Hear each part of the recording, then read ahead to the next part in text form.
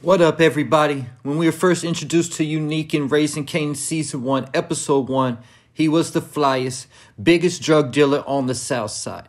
Guys wanted to either be him or be down with him, as it showed Kanan and D-Wiz looking up to Unique with admiration. D-Wiz even went on to say that Unique's car was bulletproof. Unique had been running things for a little over 2 years, ever since his older brother Ronnie got locked up and sent upstate for what was supposed to be a life sentence. This same episode, Unique sent his young boy Buck 20 to fire warning shots at the Thomas family as they were leaving Lamont's diner to get the attention of Rock, causing Unique and Rock to have a face-to-face meeting where they divided the territory of the Southside. During this meeting, some of Rock's corners went to Unique and vice versa, but Kane and his crew didn't know this, and when they saw Buck 20 serving on one of Rock's former corners, they gunned him down, which forced Rock to give up all her corners to Unique to protect Kanan. So at this point in time, Unique was the man. Every corner on the south side now belonged to him. Unique was finally the top dog all by himself. But when you make it to the top, like they say, there's nowhere else to go but down. Now technically, Unique could have grew his operation even bigger by expanding into other cities, like we saw Rock trying to do in Season 2 by expanding into Jersey and trying to expand to Baltimore and DC. But Unique hasn't showed that same desire to expand past the South Side. This could potentially be part of the reason why him and Ghost ended up bumping heads and how Breeze was standing in the way of Ghost's future. Possibly Ghost and Tommy were trying to expand the operation into other markets and Unique wasn't having it. But getting back to the story at hand, Unique's dark turn was about to begin because Rock wasn't about to take that L without putting up a fight. When Rock went to meet up with Dean to get her next re-up, she paid off Dean's lieutenant to find out when and where Unique's next shipment was going to arrive at. Rock then used this information to give to Detective Howard, who made the arrest and seized Unique's entire shipment. This caused all of Unique's corners to dry up because they had no product left to sell. And because of this, Unique needed a scapegoat to take out his anger on. Unique then took his wrath out on his best friend Trez, who he had known since he was about 6 years old. The two grew up playing Little League together. This is because over time Trez had become a basehead, and Unique tried to turn a blind eye to it, but because Trez was responsible for the shipment, Unique said it was because Trez was too busy smoking crack, and that's why the shipment got seized. So Unique went on to kill Trez with a tear in his eye. Right before Unique ended Trez's life, Trez made one final plea to try to get Unique to spare his life, telling Unique that he loved him. But Unique smoked Trez, then told him he loved him too. Keeping in mind what Kanan told Tariq, that some say you're not a real killer until you kill someone you love. Obviously, whoever taught Kanan this lesson was in a very dark place to have a mindset like this. Getting me to the next step in Unique's dark evolution into Breeze. After robbing Rock's stash house for half her product and cash, Unique and his crew were back in the game. And Rock was without a plug because Dean figured out that it was Rock who set up Unique's shipment to get busted by the police. So Rock made her move to eliminate her competition once and for all. She was trying to kill two birds with one stone, having Kanan kill his father Malcolm Howard so the truth about Kanan's real father would remain a secret, and doing this while wearing Unique's jacket to frame him for the murder. This caused Unique to have to go to prison for over 3 months with the uncertainty that he might be going to prison for life or possibly even getting the electric chair for a crime that he didn't even commit.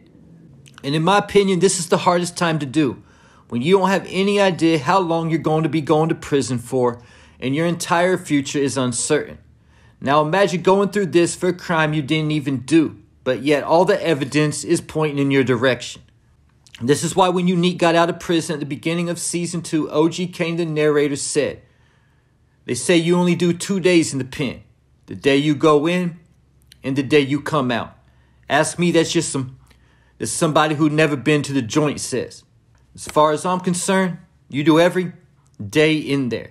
You do the days, but you can't let the days do you.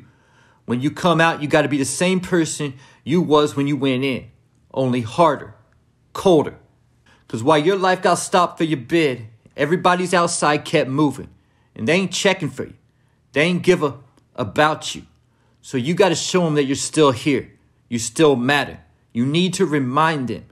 Make them remember you so they never forget again.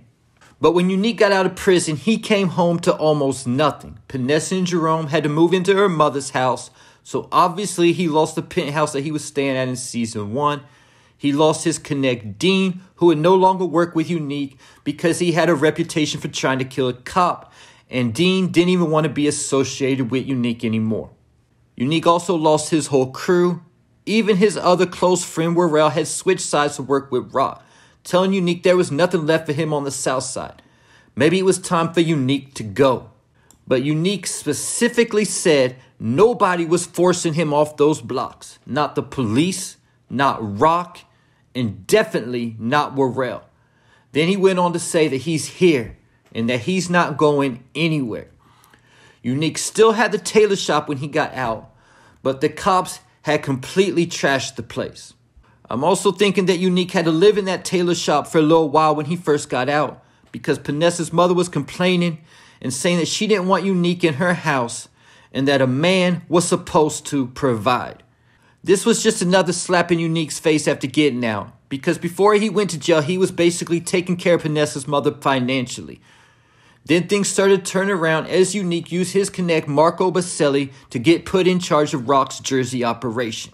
All the way to the closing minutes of the season 2 finale, when Unique's other close friend and right-hand man Worrell was killed at the hands of the Italian mafia. Now, I'm not sure if Unique and Worrell's relationship went as far back as Unique and Trez's, but Worrell and Unique were close, and that was Unique's right-hand man. So just from Worrell and Trez's deaths alone, either though Unique is responsible for killing Trez, just imagine losing your 2 closest friends in right around a year time. Without even anything else happening, this could cause someone to take a darker turn. Then season 3 started off the same night that Worrell was killed and Unique saved Rock, with Ronnie, Unique's older brother, getting out of prison, and his life sentence being reversed because of a dirty cop that was involved in his arrest.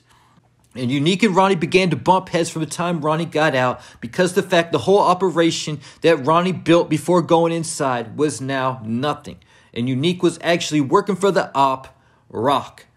Then things came to a head between Unique and Ronnie when Unique started getting involved with Rock, and Ronnie found out about it and told Panessa, who confronted Unique about it, which caused Unique to confront Ronnie, and the 2 brothers got into a fight before Ronnie beat Unique upside the head with a metal pipe, leaving Unique for dead in a ditch.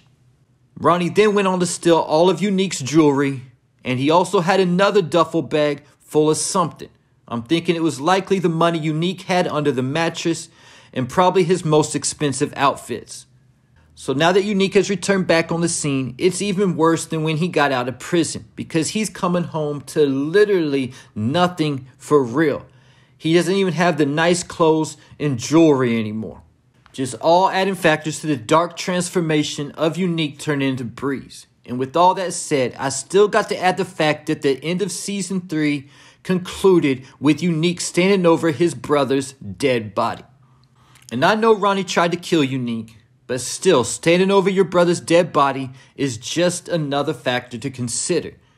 And being beaten to an inch of your life by your own brother is also another factor to consider, and could also affect someone's ability to be able to trust others. Then you add the fact that Unique is dead in the eyes of the public and the police, and what he also told Lou in season 2. That his name doesn't hold the same weight anymore in the streets. So this is why Unique will change his name to Breeze, the man who operates in the shadows that everyone will fear. And there you have it. Leave your thoughts, theories, and predictions in the comments.